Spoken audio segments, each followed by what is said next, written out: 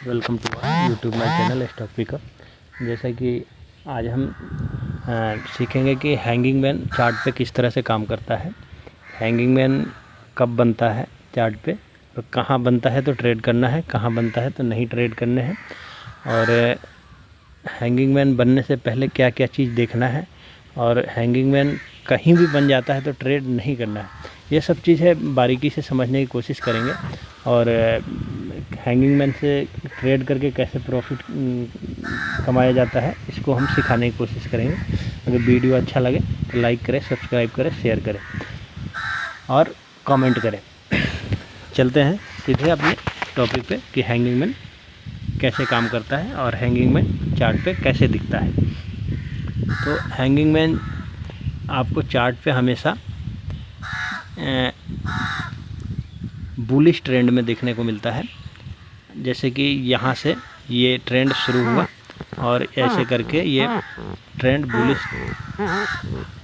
Bullish trend में ये भाव देखेंगे तो यहाँ से ये ऊपर की तरफ प्राइस जाता है, और उसी ट्रेंड में ये बुलिश ट्रेंड में हैंगिंग मैन बनता है, बिल्कुल टॉप पे जाके बनता है।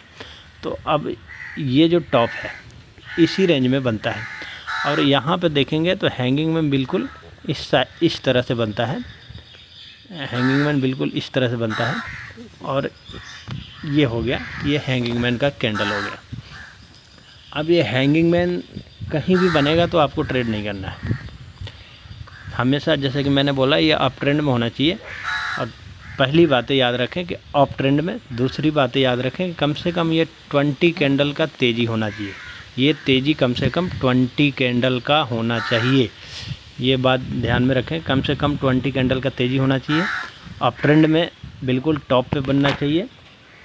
अगर बिल्कुल टॉप पे हैंगिंग मैन बनता है तो तब भी ट्रेड नहीं करने हैं, उसके बाद भी इंतज़ार करने हैं सेकंड कैंडल का। अगर सेकंड कैंडल, ये जो कैंडल है सेकंड कैंडल बेयरिश कैंडल होना चाहिए, सेकंड कैंडल बेयरिश होना चाहिए, और हैंगिंग मैन का हाई ब्रेक सेकंड कैंडल नहीं करना चाहिए। अगर हैंगिंग मैन का सेकंड कैंडल हाई ब्रेक कर देता है तो उस पर ट्रेड ना करें, छोड़ दें, वो हैंगिंग मैन नहीं है, फिर उसका वो दूसरी तरह से काम करेगा, फिर उसे छोड़ ही दे। वो हैंगिंग में अगर परफेक्ट नहीं बनता है तो कोई ज़रूरी नहीं है, जल्दीबाजी नहीं है ट्रेड डालने का। तो सेकंड कैंडल वेट करें कि ये बेयरिश कैंडल बनने दें।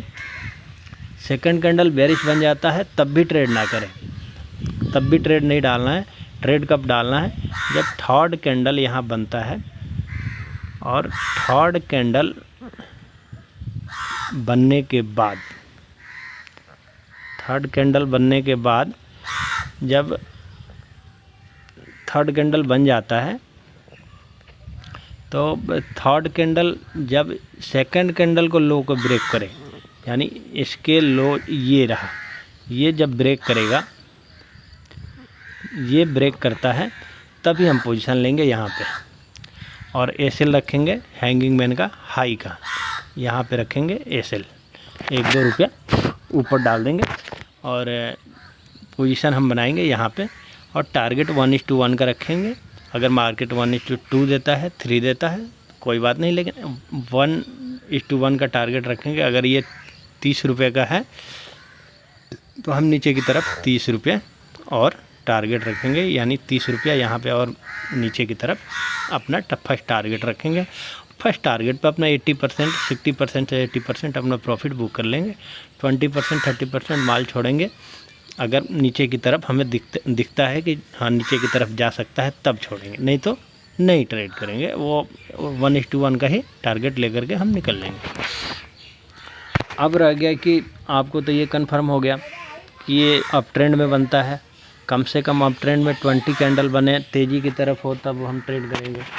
उसके बाद 20 कैंडल बनने के बाद उसके बाद देखेंगे हैंगिंग मैन का कोई हाई ब्रेक ना किया हो कोई कैंडल।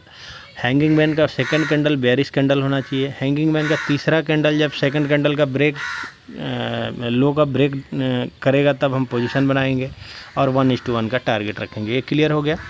अब हम सीधे चलते हैं कि हैंगिंग मैन को अगर हम ट्रेड कर रहे हैं तो हैंगिंग मैन को ट्रेड करने के बाद हमें ये भी देखना है कि हैंगिंग मैन अगर ट्रेड कर रहे हैं तो हैंगिंग मैन ट्रेड करने के वक्त क्या हमें ये पैटर्न जो हैंगिंग मैन का है, अभी तो हमने बना के दिखा दिया कि आपको ऐसे इस तरह से चार्ट पे दिखता है, लेकिन क्या रियल चार्ट पे बैक टेस्ट करना ज़रूरी है। रियल चार्ट पे हम जा कर के देखेंगे कि हैंगिंग मैन किस तरह से बनता है। तो सीधे हम हिंडाल्को का चार्ट खोल रखे हैं और हिंडाल्को के चार्ट खोलने के बाद हाँ 1 मिनट, हाँ यहाँ पे हमें हैंगिंग मैन देखने को मिला है। जैसे कि हम आपको इसे एक बार पॉइंट करने की कोशिश करेंगे।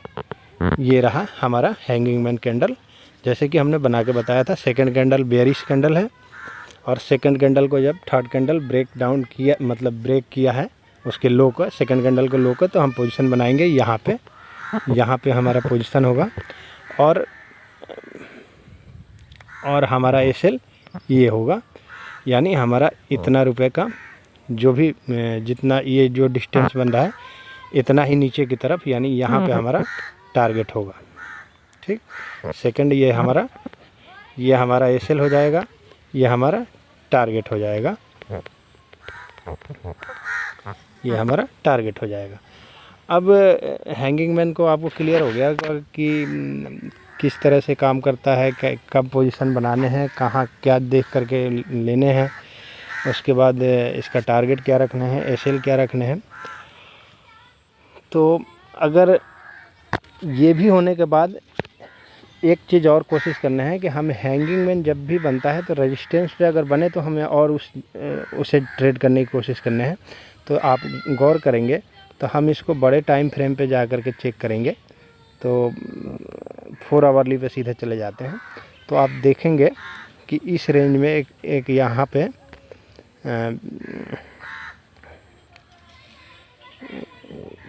इस रेंज में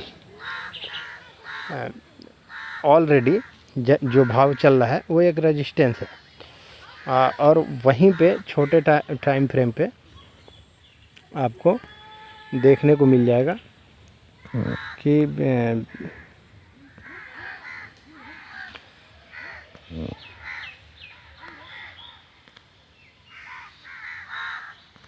यहाँ पे देखेंगे तो यहाँ पे एक रेजिस्टेंस है ऑलरेडी पहले से, और वहीं पे जा कर के हमें हैंगिंग मैन देखने को मिला है। इसको हम ड्रॉ कर देते हैं ताकि आपको आसान रहेगा। अब इसको फिर चले जाते हैं क्योंकि हमें हैंगिंग मैन 15 मिनट के टाइम फ्रेम पे मिला था, तो हम 15 मिनट के टाइम फ्रेम पे चले जाएंगे और देखेंगे। देखिए जैसे कि अब देखिएगा आप तो देखेंगे कि बिल्कुल रेजिस्टेंस पे ये जा कर के हैंगिंग मैन बना है। 1 मिनट, हाँ बिल्कुल रेजिस्टेंस पे आपको देखने को मिलेगा कि ये हैंगिंग मैन रेजिस्टेंस पे बना है और वहाँ से प्राइस नीचे की तरफ लेकर आया है। और यहाँ से एक चीज़ और देखेंगे कि थोड़ा इंडिकेटर का भी हम मदद लेंगे और ये चीज़ देखने की कोशिश करेंगे कि इंडिकेटर इस वक्त क्या बोल रहा है। तो इंडिकेटर में भी देखेंगे तो यहाँ से नेगेटिव डाइवर्जन देखने को मिला है लगातार। तो जब हैंगिंग मैन के बाद लगातार उस दिन पूरे दिन गिरावट रहा है हिंडाल्को में, तो ऐसे रेजिस्टेंस पे अगर हैंगिंग मैन बनता है तो हम उसे ज़्यादा से ज़्यादा ट्रेड करने की कोशिश करेंगे।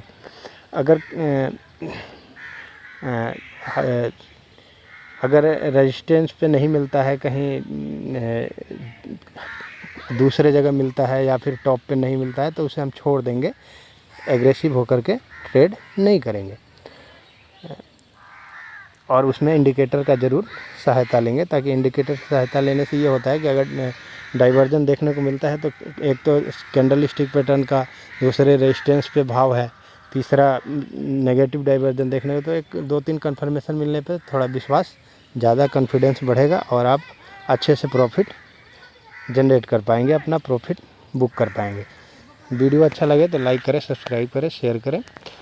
अगर इसमें कोई कन्फ्यूजन या कुछ समझ में नहीं आता है तो कमेंट करें, हम इसको दोबारा फिर से वीडियो बना करके, जो समझ में नहीं आएगा उसके प्रति एक वीडियो दोबारा बना करके यूट्यूब पे डाल देंगे और आपको समझने में और सीखने में आसानी होगी। वीडियो अच्छा लगा तो लाइक करें, सब्सक्राइब करें, शेयर करें। जय हिंद, वंदे मातरम।